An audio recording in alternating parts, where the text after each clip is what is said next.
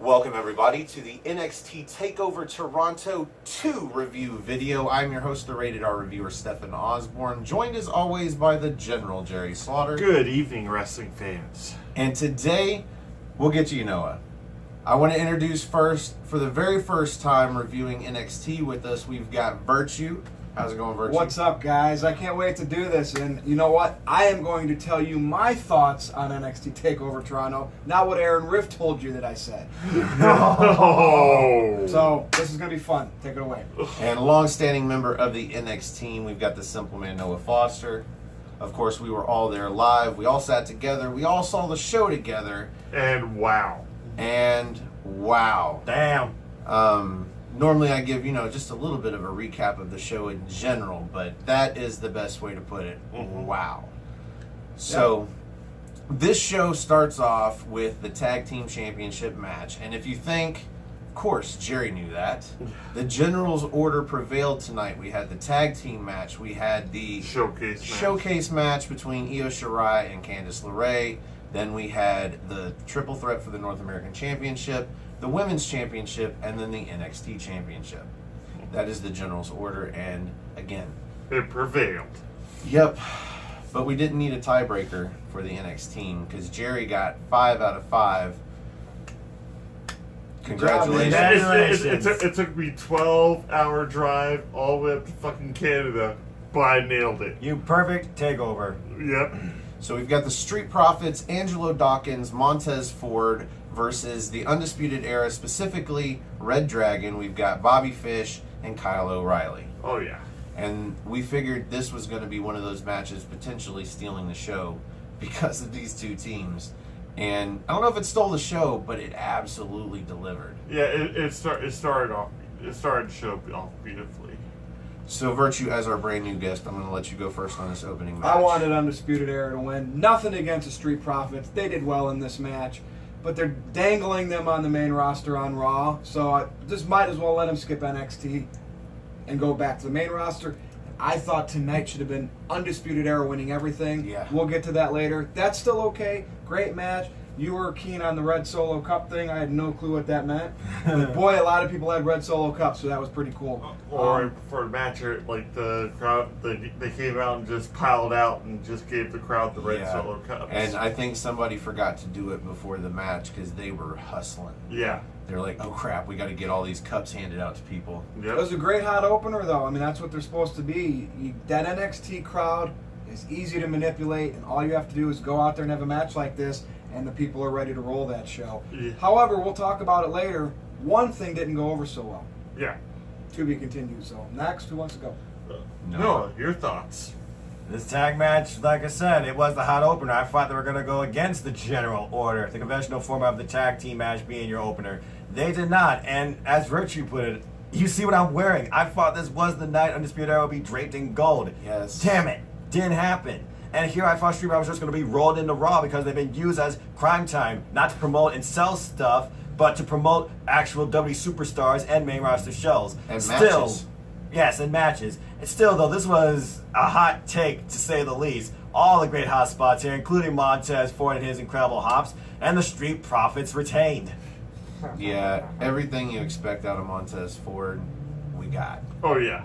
We got a little bit of comedy. We got that sick frog splash. You get so much air on that frog splash. He dove over the top rope. Yep. Into He a plancha channeled to the the Rock. outside. Yeah, he channeled the Rock. That's right. That's the right. Rock. He Dude, went as soon for as he a- hit that spine buster and he got up and he had that Rock step. Yeah. And then all of a sudden I nudged Aaron and I was like, that was like a Rock spine buster. And then he's setting up the people's elbow. Yeah. Setting up the people's elbow. He doesn't hit it, but he does hit a rock bottom. And soon after, the crowd starts chanting, Rocky, Rocky. Yep. That It was great. great. This match was fun from top to bottom. I don't know if it was like a 5-star match or anything like that. But it was a good kickoff for a takeover. Absolutely, and it delivered every bit as much as you would assume a takeover match would deliver.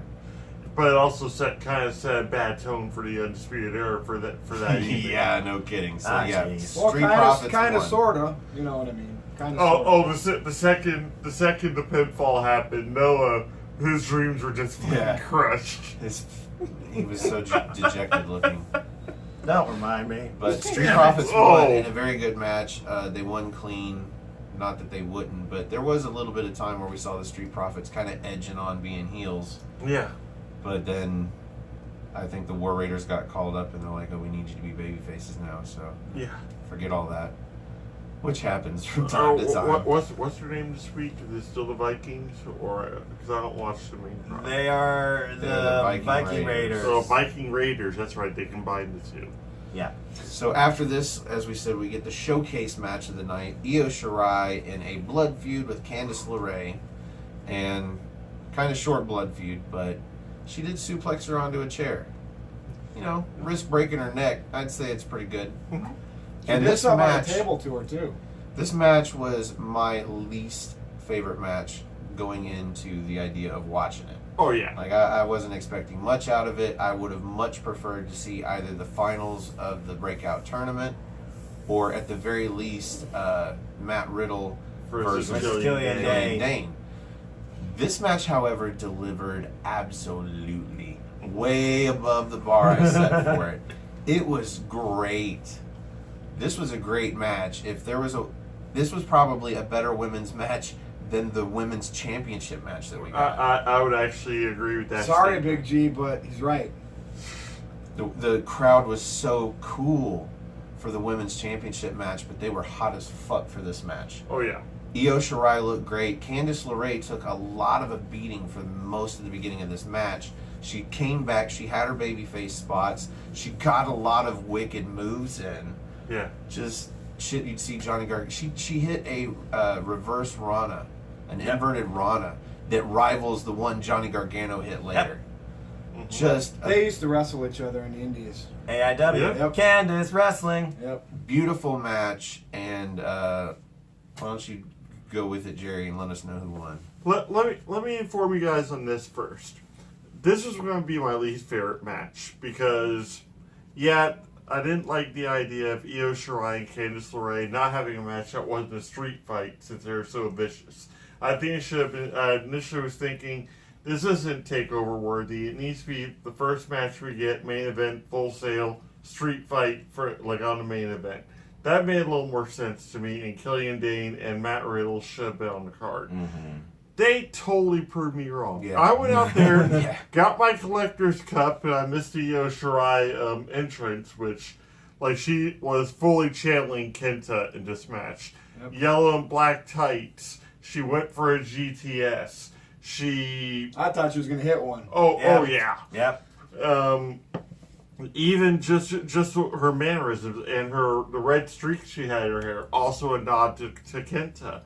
And she had that viciousness to her, and it was just such a beautifully crafted match, and it was intense. It wasn't super violent, and you got to see Candice, you know, to pull her spots naturally, but you got to still see Io Shirai earn her name as the genius of the sky at the same time. Yeah, there were a couple of high spots that Io just...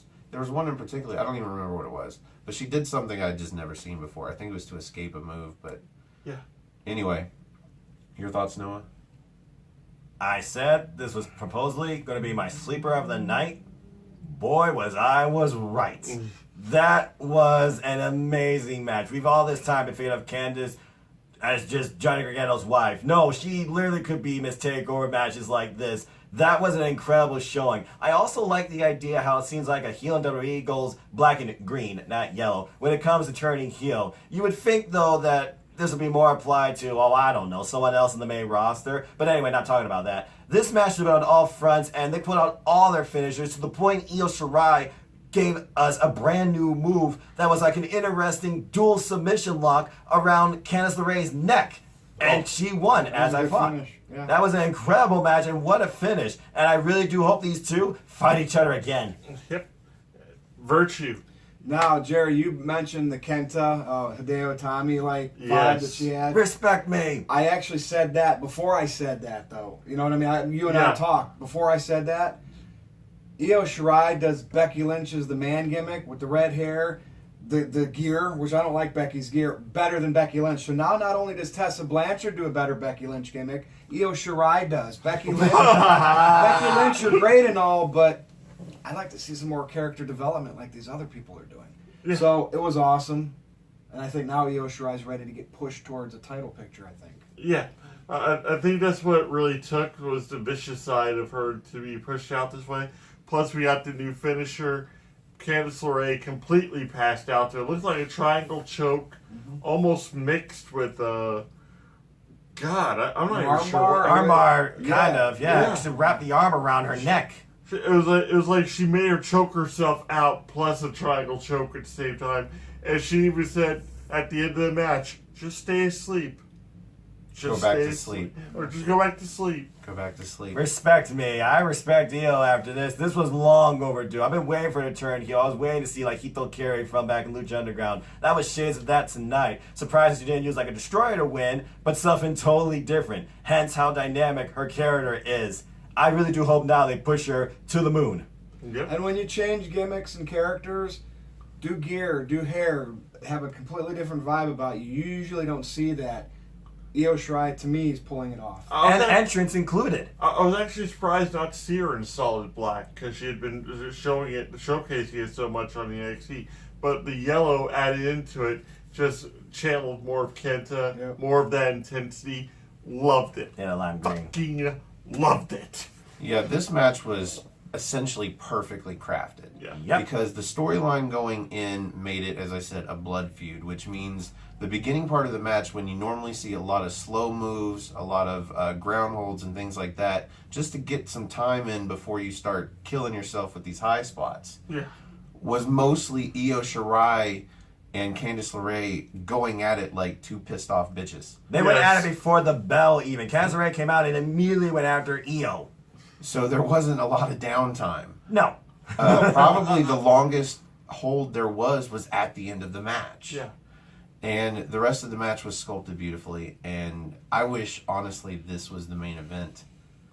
Because I probably would rate this better than the 2 out of 3 falls match. Wow. Interesting. All right, see a cliffhanger. Stay tuned. Don't fast forward to the end of the video either. You gotta Oh, watch no, this. no, no, no, Why? no. Because what happened next? What happened next? The Mountie. Well, first off, No. we were supposed Bro. to get... Right. Yeah, they came on the screen with the video package for the triple threat match for the North American Championship. But before we could get an entrance, through the crowd, on a microphone comes Matt Riddle. Bro. He doesn't get music. He doesn't have his gear on.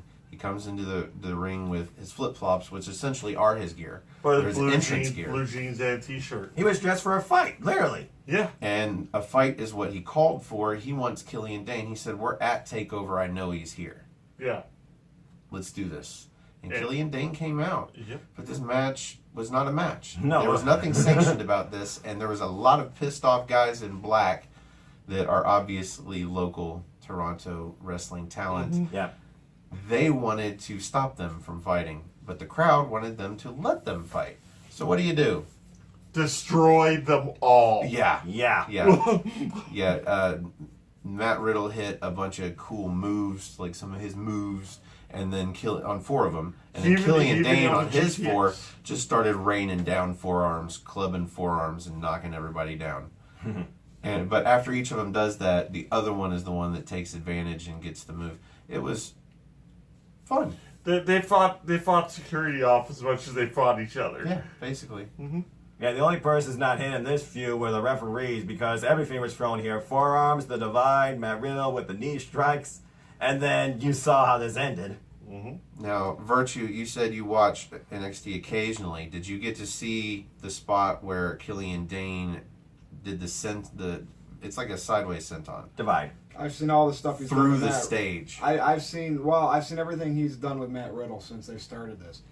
This is a perfect example. If you don't know what to do with somebody on the main roster, you send him back down to NXT because Killian Dane has new life with this feud with Matt Riddle. Oh, absolutely. And Matt Riddle's intensity. Look, I didn't like him in the Indies. Something about him being in NXT. Maybe it's the way he does his entrance, the character, the cockiness. NXT sells me on superstars, but that's only if Vince McMahon ends up seeing their star power down the road, right? And we're going to talk about that with the next match. Matt Riddle, to me, is a Brock Lesnar opponent for the future, and everybody hates Brock Lesnar, so Most people that I know like Matt Riddle, but if they don't, you tell me they would choose Lesnar over Riddle in a future main event roster match. So with that said, they're going to keep him in NXT a little bit longer. I'd like to think that we're going to see Riddle tomorrow at SummerSlam, but he's got some unfinished business with Killian Dane. Well, the truth is, Riddle is ready. We understand exactly what you're talking about because when he came into NXT, we hated him. Yep. We didn't like him in the ring. We didn't like him in his promos. He was too much of a stupid idiot surfer bro. And then he had that match with Velveteen Dream, right? And changed his mind. That was the beginning. It was even before that. Drew Gulak. It was a 5-pack challenge. Oh, that's and what the it 5-pack was. challenge, yeah. Dude, when I watch a match of his, maybe he works stiff, it's believable. I don't think that it's kicking out of fake finishes, this and that. I feel like it's a fight. It's a real match. I mean, the barefoot's the MMA thing, but Matt Riddle, 2 thumbs up by me. He turned it up with Roderick Strong NXT TakeOver 25 too. So I mentioned the cross senton spot through the stage on NXT television. The way we ended this was with a double table spot off the stage with Matt Riddle hanging on Killian Dane's back trying to put him to sleep. And Killian Dane just grabs up a random security guy and takes him down with him.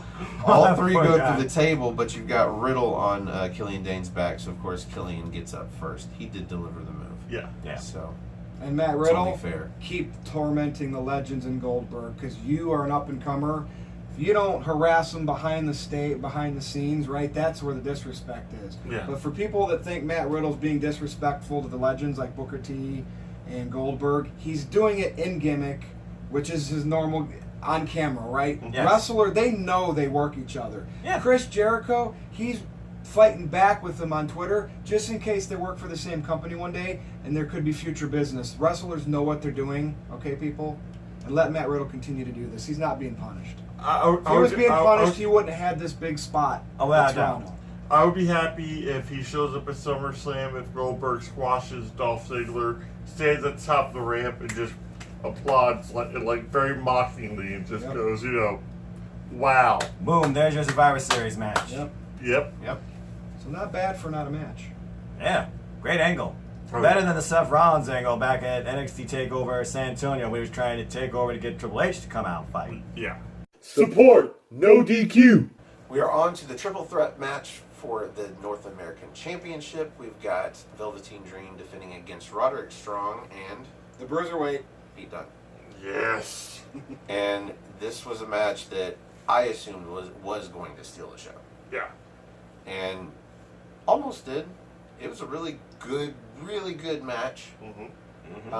I think somebody mentioned it might have been Virtue, that they didn't spend a lot of time with one guy down playing possum a lot. I hate that. There was only a couple times I remember Dream rolling outside of the ring, but he was quickly back in the mix. Most Triple H's. Most triple threats that I watch, you have a guy playing possum or a girl and just 2 people going at it and then they just alternate as to rest somebody. This match nailed what a triple threat should be.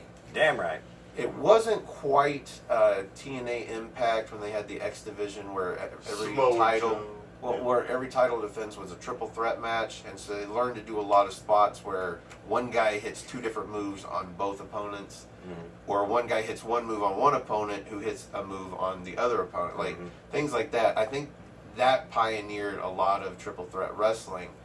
This was more like them trading moves, but instead of back and forth, they're trading it amongst the 3 of them. Yep. Yes. And then somehow they're all down. Yep. A lot of that, but seamlessly and very entertaining. And I don't know if it was great, but it was really, really good. May I? Go ahead. Now, triple threat's a gimmick, okay? Yes. Just adds an extra person to the match. With that said, this was the best match of the night, in my opinion. Now, that's not saying that the main event wasn't great, but I don't need all those gimmicks like that. And I know that Cole and Gargano needed that because they wrestled before, okay? Yeah. But this match, I mean, you had Pete Dunne, right? Roderick Strong is really, really good. I mean, he might be just as good as Adam Cole, but he doesn't have the flash. He's just a wrestler. He's a wrestler, a tough guy. He's very meat and potatoes. So, and then of course, Velveteen Dream, you had the Mountie gimmick, and the Toronto Raptors, who won the NBA championship. This guy is the next, potentially, it all depends on what Vince McMahon does, Rock, Shawn Michaels, Hulk Hogan. I know he's not that big in terms of size, but he makes up for it with his charisma. He's definitely tall I have enough. never seen Yeah. a guy that's ready for a main event spot. And I know people, Aaron and I were talking, right? They were empty. It didn't sell out for TakeOver. Correct. But Definitely also, Velveteen Dream is not being promoted as the main eventer either. True. Who's to say that he wasn't in the main event match against Gargano and Cole if those extra couple thousand seats would have sold? This guy has it. This match proved it. Dude, and somebody who pointed out that he had the Owen Hart high energy suspenders. I'm just going to keep rambling on how great Velveteen Dream is. This was my favorite match of the night. Take it.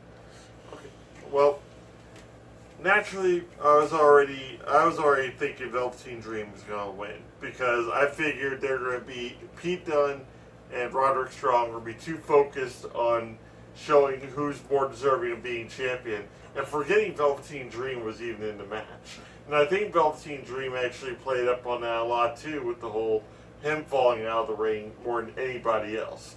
He was able to catch his breath here and there and let Roderick Strong and Pete Dunne beat the hell out of each other. But I'm going to say this right now, Roderick Strong stole this match. Like, delivering the backbreakers on the outside of the ring. Off the rip, this was in the first, minute of the match. Yeah. And, him just, delivering forearms cutting across. The forever forearms. Yes. Well, he hits 3 backbreakers, but then the 4th backbreaker was a double backbreaker, and by that I mean he delivers a backbreaker on one guy across the other guy's back Yeah. while he's leaning on the apron. And I can appreciate you saying you stole the show from that point of view. I get it. I'm a sports entertainment guy. That's why I lean towards Well, Velveteen Dream. I think he stole the match. I Yeah. didn't say he stole the show. Oh. Well, this is the best match of the show, so if Oh, you said yeah. that, then I'll say he stole the show. But Oh, I'm not going to argue with that. It was a combination of wrestlers and sports entertainment. Like Virtue says, Velveteen Dream is sports entertainment, waiting to be the main roster's next top guy. And this match was really, like you said, Jerry, it really came down to 2 wrestlers trying to prove who was the better wrestler. Because in the end, Velveteen Dream took advantage of where you fought Roderick Strong had the win, and he pinned Pete Dunne. Yes. I did not see that coming. Here's my explanation. Okay, besides the fact I thought Undisputed Era was going to be draped in gold, I thought it was really going to come down to Roderick Strong and Velveteen Dream eliminating Pete Dunne, because I figured Pete Dunne was the biggest threat, being the former longest reigning NXT UK champion. I figured he was going to go after the same for the North American title. So, of course, you have the Heat first with Strong and Dream, who already had a singles match, with Strong having a victory over the Dream. Mm-hmm. So you eliminate Dunne, and there were some strange bedfellow alliances, as you said, Virtue, throughout this, including that. But apparently, I was wrong, and wow, I can only imagine what this means now for Pete Dunne more than Strong, because Pete Dunne ate the fall. Yeah. Well, if AEW ever becomes a huge threat to Vince McMahon, he needs to have his finger on the detonator button, and out from the missile silo comes Velveteen Dream. Said it before, and I'm going to continue to say that. And I have to agree with you at this point, because right now, Velveteen Dream is literally NXT's best thing. Well, coming off the last 2 weeks of NXT television, I knew Pete Dunne was taking the fall in this match. Yeah. He was getting pinned because he looked awesome 2 weeks ago on NXT TV at the end of the show.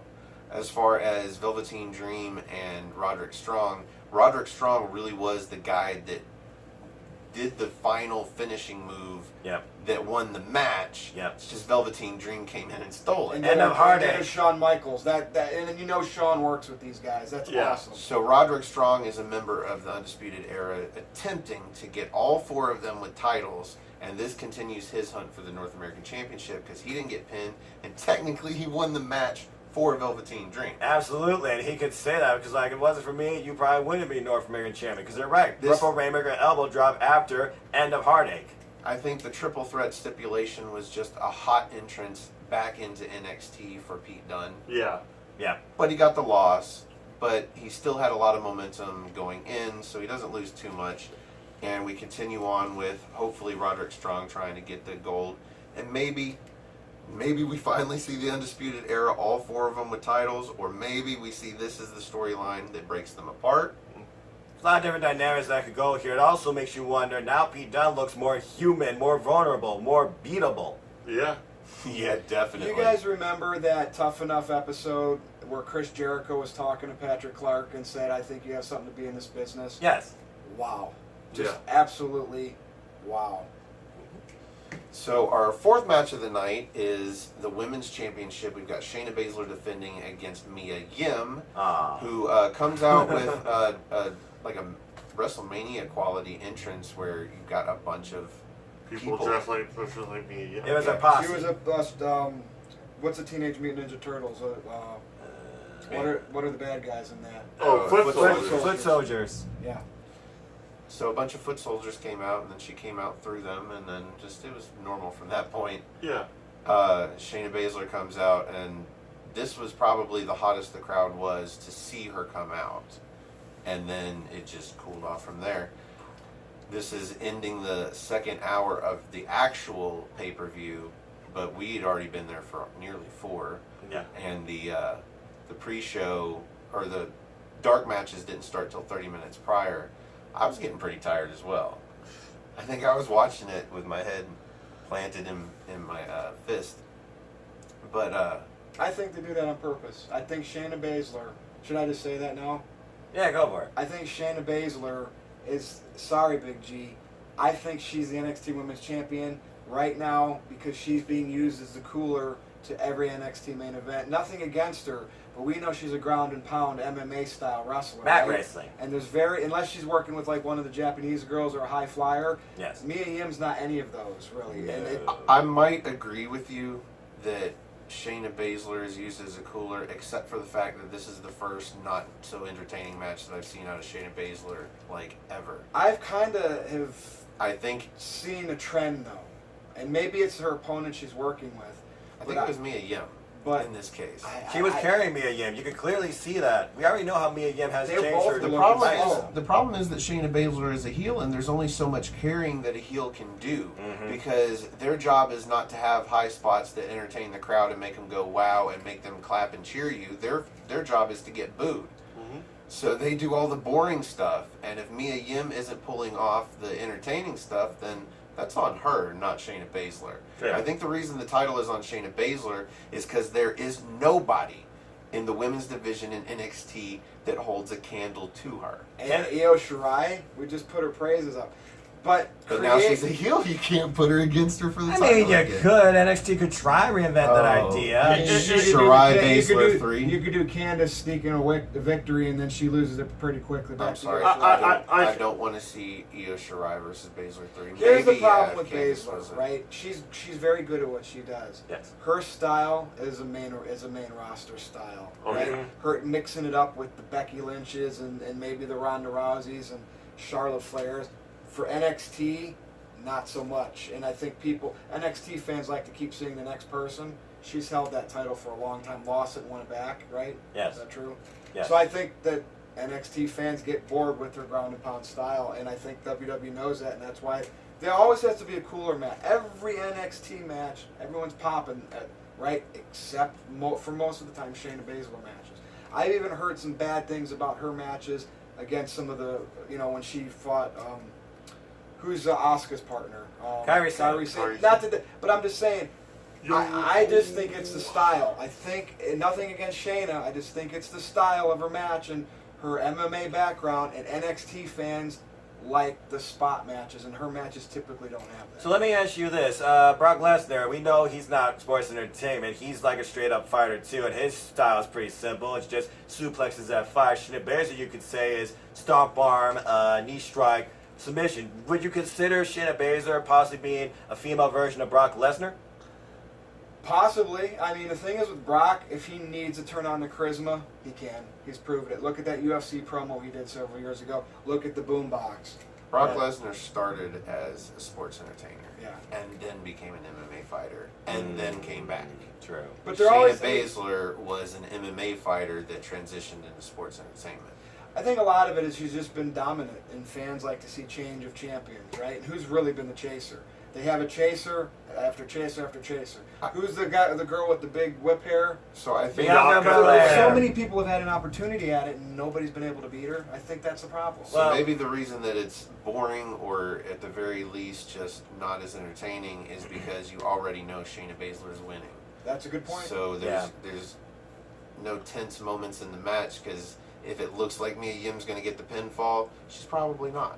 Well, she didn't pull out her two known finishers, which are Eat Defeat, Showcase Abigail Kim, and Protect Your Neck. So that right there kind of told me, okay, Shayna's winning. But also beyond that, you really don't have anyone truly credible to take the title from Shayna. I thought personally her next challenge is going to be Candice LeRae. Where does Candice go from here? Then again, if Candice becomes the next Johnny Gargano at TakeOvers after that incredible women's showcase tonight, she could go for a title shot. Good point. Okay, so my Triple H take will on figure it out. my take on this match. One of the first episodes of NXT, what's NXT that we did with the cold opens, we joked about Mia Yim taking the title off Shayna Baszler because that was like one of the matches, and we just chuckled and said, Kelly no. laughed. You know what? That's not happening. And we laughed. She beat her, by the way, in AIW in Cleveland once. I saw that match too, because again, these two I are was not there. strangers to each other. Lucky. These two are not strangers to each other. They literally live in the same place, and they laugh at people who insult them on Twitter. I mean, Yeah. for lack of a better term, Shayna Baszler's kind of a rookie, though. You know, she's been in it for a few years, but she's still kind of green. Mia Yim's had all these years of experience out in an indie league. It makes more sense for Mia Yim to win back then. Yeah. Now Shayna Baszler has gotten really fucking good. She owns NXT Women's Division, whether Yeah. you like it or not. I mean, she's not Asuka per se, and I don't think she's going to go like 500 days. But right now, nobody can touch her. I think if there was somebody that could have dethroned Asuka, it would have been her. Final thoughts, Jerry? I know you were just kind of middle of talking your praises. Or Like, lack of on that match. basically, I couldn't really get into this match because I knew Shayna Baszler was going to win. There you go. Obvious That's outcome. That's a common denominator. Obvious That's- outcome. I couldn't say I hated the match, Right. but at the same time, there was never this moment where I was sitting on the edge of my seat saying, it's like, oh, Mia Yim's got her now. Yeah, You know? It's like, Oh. you had so many near falls in that match prior with, in the triple threat match that, yeah, this match completely cooled everything. By all accounts, I was ready to go get a refill on my drink, in this match, Sometimes, which is though, something that's not I bad. never do. That's for not a bad takeovers. thing sometimes because talk about the main event now. Yep, the main event. Now let's get to this. So apparently we are on to the main event. And in this case, we get 3 main events. We get 3 different falls. First is no stipulation, just a regular match. Second wrestling. one is a street fight. And the third one is unknown. Now this would be the best time to spoil our spoiler. Yes. We get to the arena and it's kind of dark, but we start looking up, just to see. And sure enough, above the ring, up within the lights, is this carpeted off or this blanketed off Square. black square. And if you kind It of did looks this from our suspiciously- seats, you could see the bottom of the cage. Yeah, it looks It was a suspiciously cage. the size of a steel cage. And so at this point, we all figured that I won the tiebreaker, just in case it was needed. So I called for a cage. And I'm sure at home they made sure that people watching the network didn't see that thing suspended up from the ceiling. But we knew. We knew what the third fall was going to be. We knew that there's no way that they're going to put this fucking cage together and raise it up and take the measures to try to hide it and not use it. So we know there's going to be a third fall as well. Yeah. Because even Jerry had just joked that what if somebody wins 2 falls in a row and we don't even get a stipulation for the third fall? That's the problem with triple threat, or not triple threats, best out of 3 falls. Aaron said this. You almost expect the 3 falls. Exactly. Yeah. But not always with 2 separate pinfalls, one for each opponent. In this case, we got a disqualification onto Johnny Gargano to end the first pinfall. Because Cole brings in a chair, the ref takes it, goes to throw it out, and Cole takes that opportunity to kick Gargano straight in the yam bag. And he goes for the cover and doesn't get it. We get Johnny a near kicks fall. out of a ball shot. I'm like, really? You can't sell a dreaded low blow? Usually low blow, bam, that's an immediate decision. He So- followed up immediately too. But No yeah, delay. Stefan, the psychology of what Johnny did, I like that. Go ahead. Yeah, that's Yeah, so Cole goes and gets the chair again, and he brings it into the ring, and the ref's again like, you can't use that. And he's like, fine. So he throws it in the corner and goes to work on Johnny Gargano, who reverses, and he ends up in control. And because he just suffered a ball shot, I'm assuming, he gets the chair and he puts it right across Cole's back and DQ. So Cole gets the first fall, but not because he actually beat Gargano. Gargano beat himself. He played him. Well, and I think Gargano, maybe he was mad about the nut shot, but I think he did it on purpose because he piggybacked that into the complete domination of that second fall, the street fight. Yeah. Well, he hits him with the chair several more times, but that's before the bell rings for the second fall even. Yeah. We get a good minute before the second crosses, fall. Sets the chair up, sits cross-legged, and just gives Cole this look. It's like next match is a street fight. It's like, and Don Cole, he's like, Oh, shit, shoot. it is. And he tries to get the hell out of there. And this was your typical street fight with Johnny Gargano anymore. Like, and they went into the crowd. They went through, down in front of us, back to the ring. They pulled out tables because the crowd was chanting for tables. Right. But the only table they ended up using was the announcer's table because we got a back body drop to Cole through the Spanish announce table. Poor Spanish announcer. Yeah. And you Noah never got lose. up and said, "This is awesome." I did. Yeah. A lot of people did, actually. But there at the end of the fall, when Johnny Gargano gets the, I think it was the Gargano escape, right? And Cole Yeah. taps out. Yep. There's 3 chairs in the ring that really haven't been used. There's 2 tables in the ring that really that haven't even been touched once they got thrown in. And so here comes the cage. So I'm like, okay, they're going to trap all these things in the ring. Cool. So we're going to get to see them used later. And What the hell was that? that is just about the next thought. Yes. Because Oh my god. it doesn't take but a few seconds after they started lowering the cage that you notice it's not your regular cage. It is littered with weapons. A whole lot of kendo sticks that didn't get used. No. We had a Now we know sledgehammer. Yeah. We had sledgehammer. a Fire extinguisher, you had a extinguisher. chair, you had a bag of goodies, Broomsticks. broomsticks, You had a ladder just on laying on the corner. some sort laying of board across at the corner. top in the corner, and the entire thing was surrounding barbed wire. I thought I was back in JBL versus Big Show back at that match, and I was like, oh, they're gonna do something where one's gonna go for the ring, right? And then as soon as it lowers, they set it in place. Both men see it. What does the announcer say? There is no escape. The only way to win is by pinfall or submission. And Cole's like, oh shit. Yeah, this cage looked pretty badass. Gargano was looking at it like he was in Candyland. He was over he was like, what the hell? And then he looked around like, I could use this. yeah. Let me ask you guys this, though. With the cage match, right, and there was no DQ or anything, plus Adam Cole's a champion anyway, why wouldn't his buddies come out there to help him? Prove a point? Their power level's only on 3 or 4% because they all got defeated. Yeah. That's how it works. Maybe make Adam Cole seem credible, or maybe Adam Cole personally told them, like, because we don't see like the backstage well, actually did. You know, he didn't come out and help them win their title matches. Why should No, they but come he's, out and help but him he's the retain? leader. I don't know. I you know. It's one of those weird things when you figure about he is the leader, he's a heel, you figure the heels look out for each other, It's but because it wasn't in the script. yeah, basically. Yes. Or you had Walter and Tyler Bates, you know, promoting NXT UK out in the crowd. In the audience. I was talking to Jerry about this. Wouldn't that have been cool when the cage was lowered? They came in. I don't know if there was a door on the cage or they climbed over the top. They beat both the guys down. Just kind of made a statement for UK. Yes. And then they walked out, and then the 2 guys could recover from that and then still do the finish where their interference didn't affect it. It'd be like a shades of a brand invasion I stamp for just the next want takeover. War games. just a little bit of effort. Even I if, like you know what I mean? Jerry's idea for the end of the show where all of Undisputed Era actually wins their titles. And they're all Yes. draped in gold, and they all go to the 4 corners of the cage. And meanwhile, Imperium's music starts. Yes. Oh, that would have And been they sweet. come out.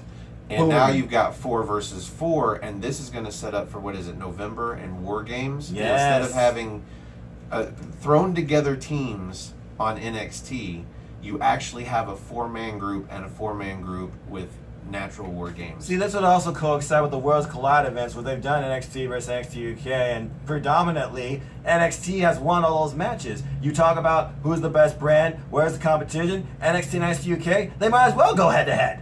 Yeah, I agree. Undisputed Era should have all the titles. That would be cool. Yes! So I might have pushed for that a long time ago on a panel video. I wanted all the Undisputed Eras to win at a pay-per-view, and it's still never happened. Look, as soon as I saw Undisputed Era, I go to 4 people, I was like, this is the faction I want to see. I want to see Evolution recreate. Again, Triple H, Shawn Michaels lead NXT. You're telling me Undisputed Era can't be Evolution in 2019, winning all the gold? Their leader has the top title as it is. You might as well call Adam Cole the next Triple H. I mean, maybe. That's a little far-reaching. Yeah. Maybe light. Triple H light. Yeah, exactly. Triple H light. There you go. Exactly. He's my LITE. Yes. So the finish of this match comes where they both go up to the corner with Oh the my aforementioned gosh. board. It looks like a table is strapped to the corner, much like the ladder was laying across, like catty corner across the corner. Now they had the ladder set up right in front of the table, but they both go up, and it's like a little platform for them. And there's already been 2 tables set up next to each other, perfectly diagonal to the corner. Please don't die. And that literally is the chant that comes across the whole Scotiabank Arena. Please don't die. Please don't die. If they would have hit for that ladder, that would have been the most disastrous finish in NXT TakeOver history. Glad it worked out what it was going to be. It was, to me, one of the more beautiful finishes that we've had to the final match and the final moments of NXT because of that crowd chant. And I wasn't sure if this was going to be the finishing spot. Me either. It's hard to predict the finishing spot these days. Both Yeah. of these guys went through what was supposed to be both tables to make it, less of an impact on them. They both went into the far table, hit the mat, and somehow Adam Cole throws an arm over Johnny Gargano, or maybe that's the way they landed. No, he actually threw it over. He threw it on her. last He second. draped it at the last second. They're That both would have been hot lifeless. if they landed and his arms was on top of him on the land. That would have been They're both lifeless, and neither Adam Cole nor Johnny Gargano would have kicked out of a 3 count at this point. Just so No. happens Cole got the 3 count. Yeah. And Well- retains the title. Well, right before that, we had Gargano actually get this bag off of the cage. It was not tax. We thought it was going to be thumbtacks. I honestly thought it was going to be thumbtacks. God. Oh yeah. But there was like the bag of knucks and wire cutters. And Johnny Gargano didn't understand the wire cutters until he saw the barbed wire. And that kind of signifies doom. Because at that point, when he's up there with the Cole, is when he's trying to put the barbed wire against his head. And that's when Cole just kind of panicked. And they Somebody threw go do a still shot of Gargano. I know when I looked up at the Tron, I don't know how it came across on the network.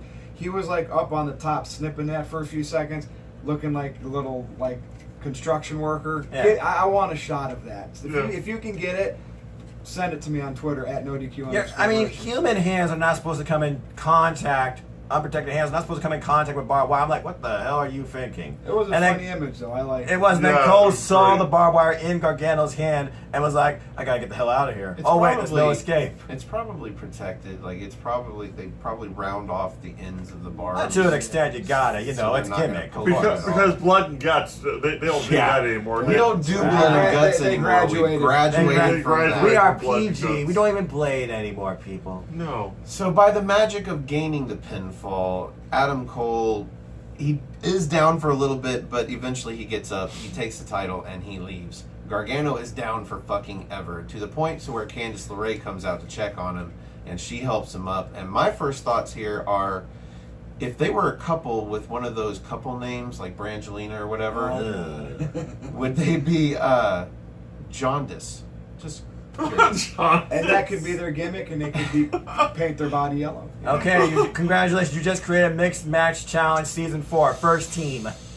John. But yeah, nonetheless, overall the show, a lot of energy, like every NXT TakeOver always has. Well, to me, the aftermatch of this seemed like a farewell to Johnny Gargano. It really did. But that would be like the 3rd or 4th one we've seen. So I'm not really sure if he's going anywhere, but it did seem like a farewell to him. No Say Ciampa it is. either. Say it is. Noah, what do you think he should do next?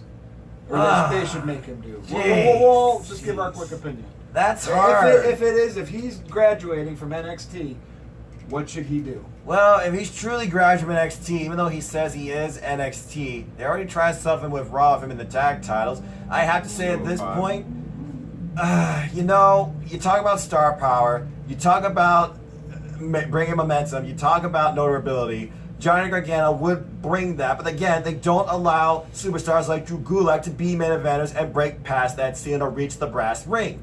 So, I'm sorry, he's too good for 205 Live in my opinion. Johnny is? Yes, he is. But don't you want 205 Live to have that? I do, but I don't want him restrained. That's the problem. That's why I asked you.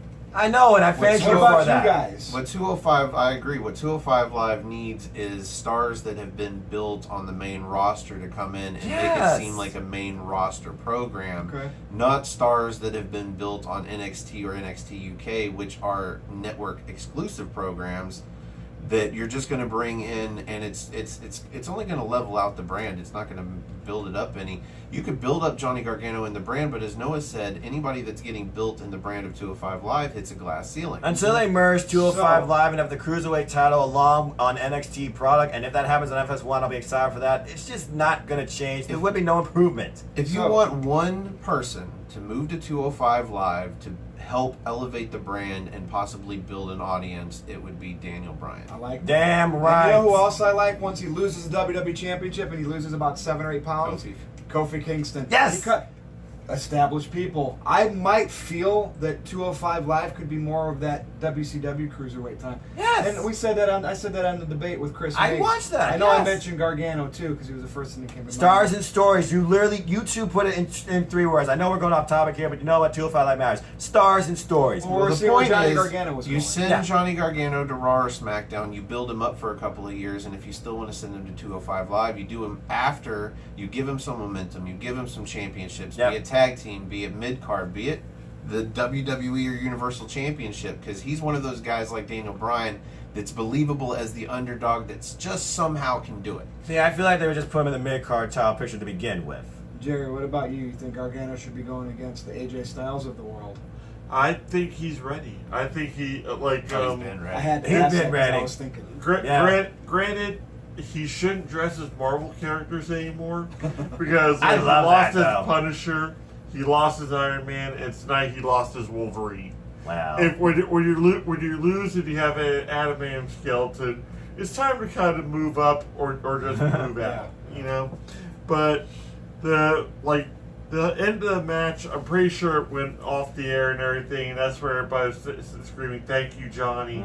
And I actually had chills because and I visibly showed Noah goosebumps because Yes, you one, I went 5 for 5 on my predictions.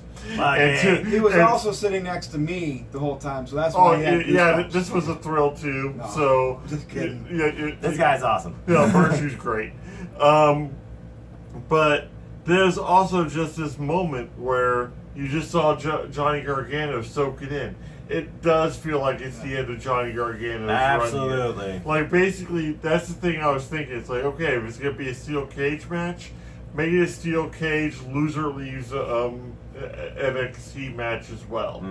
It was just unspoken. Yeah, and that'd be fantastic. I could see Gargano being like, okay, because he was already on his way up anyway, and then Ciampa ended up getting injured, so it was kind of a quick fix. It really was. Does anyone know Ciampa's status? Is he still out indefinitely? Yeah, but he's recovering very well according to what I've seen on WWE PC and I think we his heard Instagram. that he's cleared for acting, but nothing that would be Not like involving a physical bump. in-ring contact. And Probably think about wouldn't be this. allowed to get in a ring, Yeah.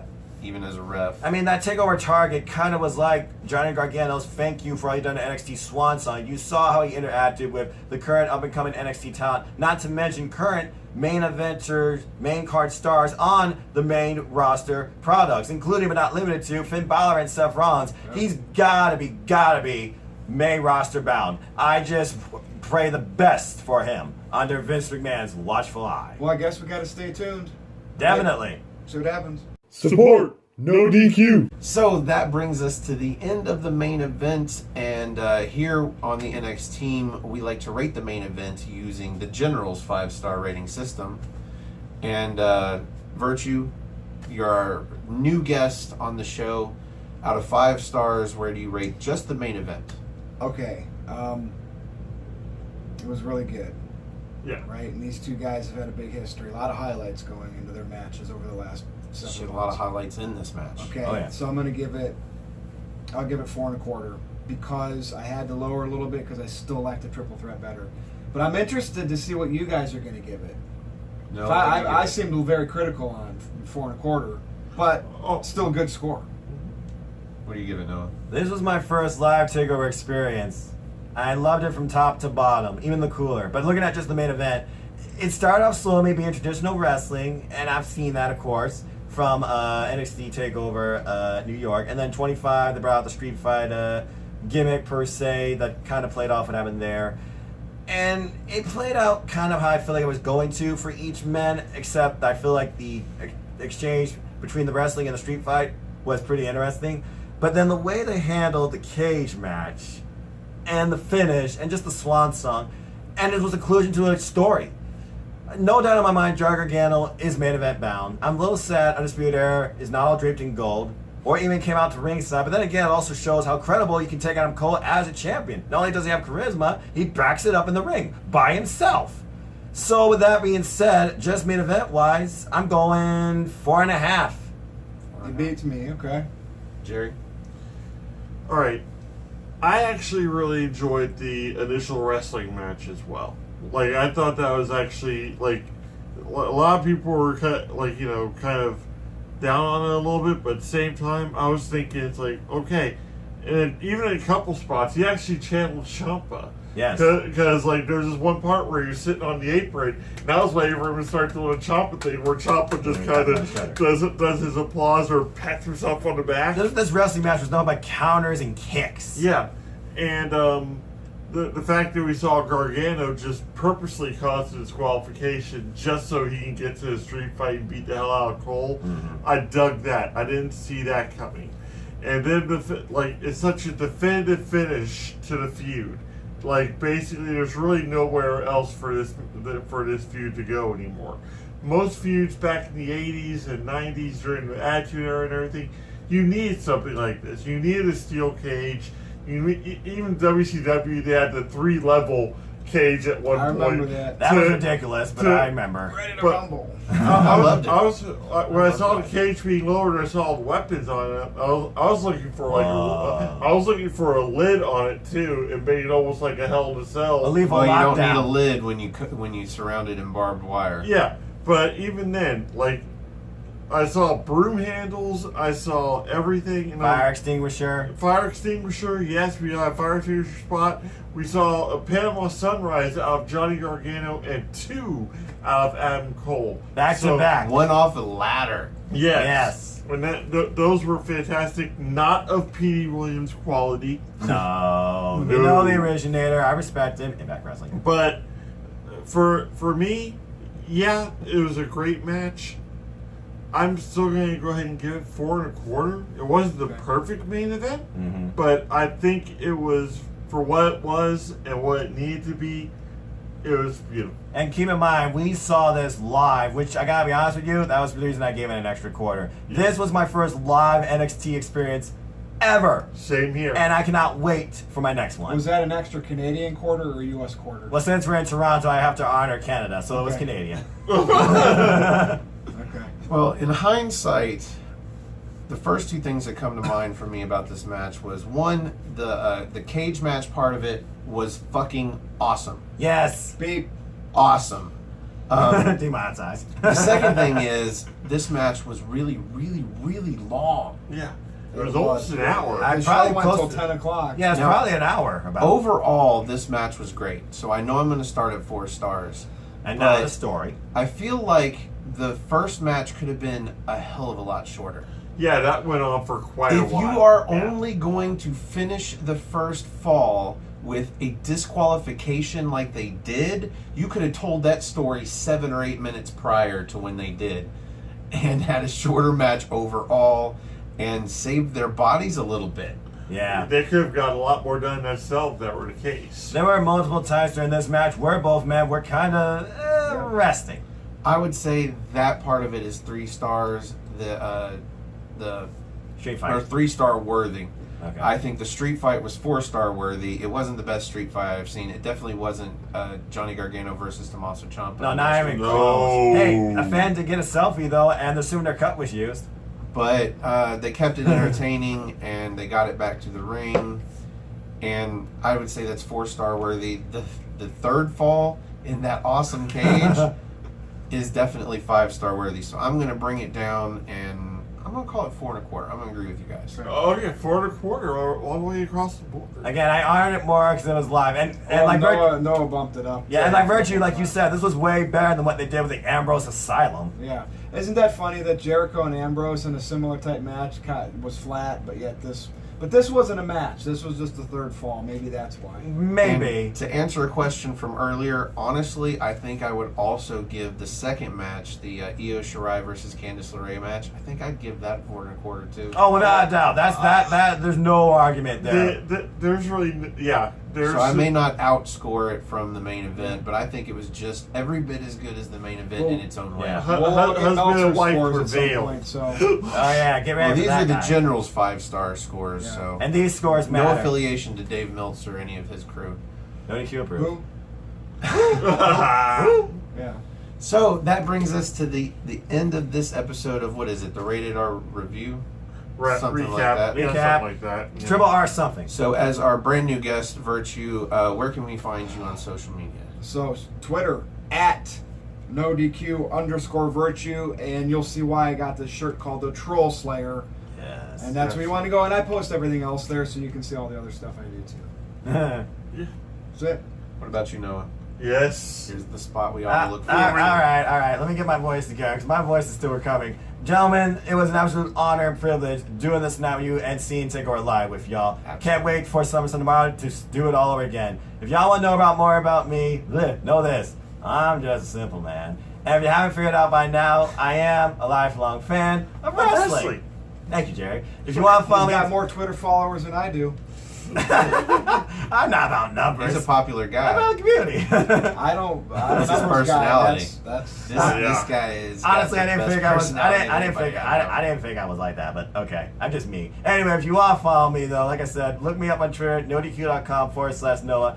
Takes you to my Twitter page, or follow my simple YouTube channel here at YouTube.com/user/NoahFawcett210. You'll find all sorts of reviews, summaries, interviews on all things wrestling, WWE and beyond, including at the heart of it, my series on Cruiserweight Wrestling, Then Now and Forever, and reviewing the 205 brand, hashtag 205 Life Matters, in collab with NoDQ. And I'm pretty sure these guys can plug the NoDQ store, but hell, I'll do it. Support NoDQ. They're the reason I'm in YouTube and why we're all here. Buy a shirt. Buy this shirt. Buy this shirt. Go, buy this if you're a fan of Speed Error. But buy a NoDQ shirt first. NoDQ.com/shirts. There's a ton of new shirt designs. I actually have a shirt now. I find that funny. Go follow NoDQ on our social media platforms. There's a comment section of everything on the official site, and your comments matter. Make a friend, make an enemy, attempt to troll Virtue. Good luck on that. There's polls, memes, columns, gifs, remats. It's actually female pics. You name it, it's there. It's wrestling, primarily WWE, with a little bit of expanding to indie scene. So stay tuned for more stuff also, especially on AEW. And as always, I'd like to close. Support your wrestling outlets, big and small, and let's keep growing this incredible wrestling community together. Simple as that. See y'all tomorrow at the meetup and SummerSlam. Well, thank you for joining us again, Noah, and this time live. Awesome. And thank you to the newest member of the NXT team, Virtue. And if you would like to join the NXT team and help us review a future episode of NXT UK on the NXT party, join us for a predictions or review episode or a rated R report, any of the above. You can find me on NoDQ.com/Stefan. That's STEFAN. That'll take you to my Twitter page. Or if you just want to look me up on Twitter, it's at Stefan R. Osborne, OSBORNE. As always, the R stands for restricted. You can also find the gentleman on Twitter. The gentleman champion. The gentleman That's champion right. for now The until tomorrow night. Until tomorrow night. But this is my night, people. Damn it. It took me 12 hours to get here, but I'm finally fucking right. We Congratulations. This is your moment. You're a shopper. Yes. He cried. He cried. by the way, But everyone. you can find me on Twitter, hashtag, or at NoDQ Gerald, and also my Facebook group, ARBAR, all capital, ARMBAR, Exclamation point. Don't forget that. Join us there, memes, discussions, just all around good time. Yeah, that's where you add us on Facebook. Do not add us as friends. We will not add you. Just saying. Facebook is spoiler free. You can also find me on Instagram at osborne.stefan. And if you'd like this video, click the like button that's underneath me and Virtue. If you like all of our videos, please click the subscribe button over there underneath Jerry. If you're subscribed on NoDQ, do yourself a favor, click the bell icon, because when we hit 100 subscribers on Aftermatch Wrestling, we're going to start doing What's NXT? That's our NXT review show live every week, Thursday morning, around 7 o'clock a.m. Come have breakfast with us and help us French toast. help My us favorite. review NXT by asking us questions that we can answer at the end of the video. So you can find us there at AFTERMATCH, all one word, Aftermatch Wrestling. Wrestling. And we are at like 97 subscribers. So we're almost there, folks. Do it. So we're going to start doing What's NXT live on NoDQ.com's YouTube page. When we hit 1,000, we're going to start doing everything live, because then we can do it on our page. And if you are subscribed to Aftermatch Wrestling, please do us a favor and click the share button. Share us on Facebook. Share us on Twitter. If your friends like wrestling, maybe they'll like hearing us bullshit about wrestling. Bathroom twice a stalls, week. anything. Just get our word out there. Better than reading a newspaper. So, thank you for joining us. For the Simple Man Noah Foster, for Virtue, for the General Jerry Slaughter, I am the Wizard of NoDQ, Stefan Osborne, and we will see you in NXT time. Yes! Have a good night, folks. Champ.